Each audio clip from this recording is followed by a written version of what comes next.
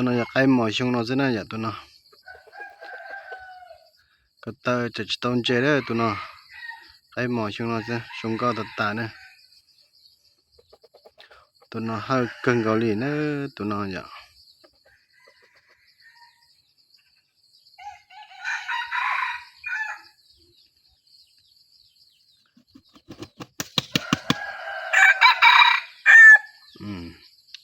ควาลินาเนี่ย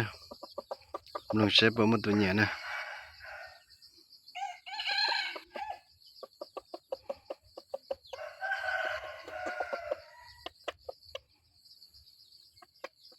ไก่อยู่นครหลวงจันทร์นี่เด้อเนาะไก่เนาะยามนี้ก็กำลังเฝ้าระวังภัยพิบัติน้ำท่วมอยู่เนาะบ่มีหยังเฮ็ดอยู่แต่เรือนก็เลยว่าเอาไก่ลงมากินหญ้าก็มาคั่นให้ทุกคนได้ฟังเนาะ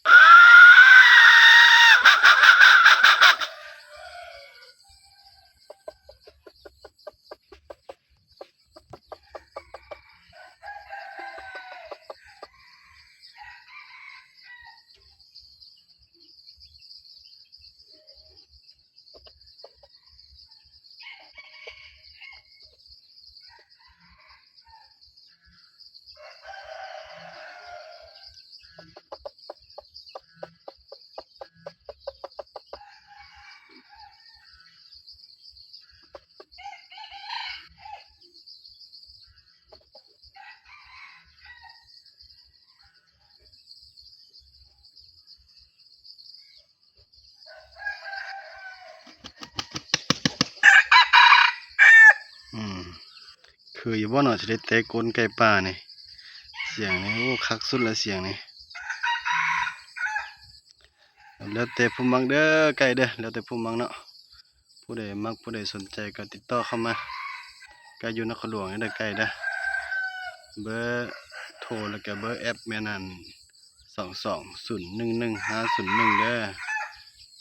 นะผู้ใดสนใจแล้วมาติดต่อเข้ามาเด้อเนาะ